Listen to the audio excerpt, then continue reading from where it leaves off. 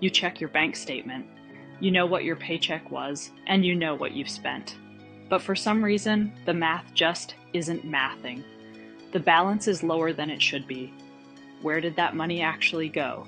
The truth is, your bank account is likely being drained by hidden fees and invisible charges you probably don't even know exist. But don't worry. In this video, I'm going to pull back the curtain on the sneakiest and most expensive bank fees out there and show you exactly how to shut them down for good. And these aren't just little charges. We're talking about billions of dollars that banks rake in every year. These common fees are hidden costs that can chip away at your hard-earned money month after month, leaving you with less than you thought. But knowledge is power, and by the end of this video, you're going to have the power to fight back. Alright, first on the chopping block is the most common, and frankly, the most annoying fee of all, the monthly maintenance or service fee. This is what the bank charges you just for the privilege of having an account with them. It feels a bit like paying a cover charge to get into your own house, doesn't it? So what's the damage? For a basic checking account that doesn't earn interest, the average fee is around $5.47 a month. If you have an interest-bearing account, that average jumps to more than $15 a month. That might not sound like a lot, but it adds up to anywhere from $65 to over $180 a year, just vanishing from your account. Some banks charge as much as $25 a month. These fees supposedly cover the bank's costs, but let's be real, in an era of digital everything, they can feel pretty excessive. The good news is, learning how to avoid this fee is simple, and you absolutely should not be paying it. Here's how you get rid of it. The vast majority of banks with these fees offer simple ways to get them waived. The most common method is setting up a direct deposit from your job. Many banks will waive the fee if your direct deposits hit $500 or more a month. Another way is to keep a minimum daily balance, which can be anywhere from $500 for a basic account to $1,500 or more for an interest-bearing one. Some premium accounts might require you to keep a much higher combined balance of $5,000 to $20,000 across your accounts. But the best solution? Switch to a bank that doesn't charge this fee at all. Plenty of online banks and credit unions offer truly free checking with no monthly fees and no hoops to jump through.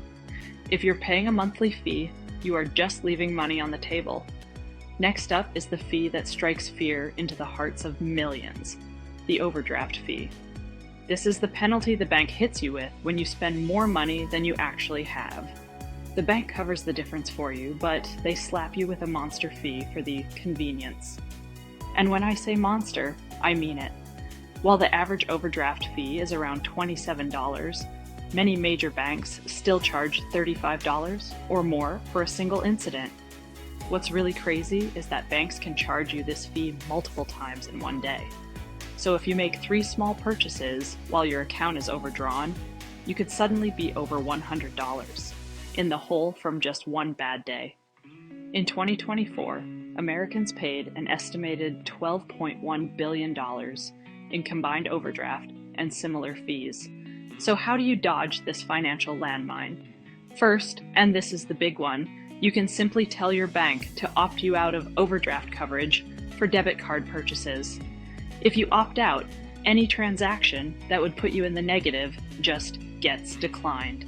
Yeah, it might be a little awkward at the checkout counter, but it's a heck of a lot better than paying a $35 penalty on a $5 coffee.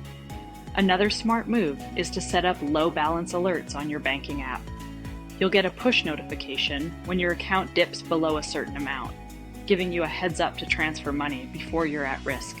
You can also link your checking to a savings account. If you do overdraw, the bank automatically pulls money from savings to cover it.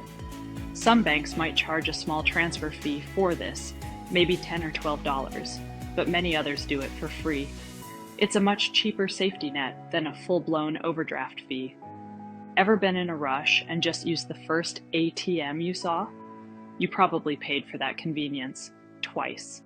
Using an ATM that isn't part of your bank's network almost always triggers not one, but 2 separate fees. Here's how it breaks down. The owner of the ATM charges you a fee, And then your own bank often charges you another fee for using a competitor's machine. The average total cost for a single out-of-network withdrawal has hit a record high, costing nearly $5 per transaction. Think about that. It's a penalty for accessing your own money. If you do that just once a month, you're lighting $60 a year on fire. Thankfully, avoiding ATM fees is incredibly easy. The simplest fix is to only use ATMs owned by your bank, or that are in its network. Your banking app almost certainly has a map to help you find one nearby.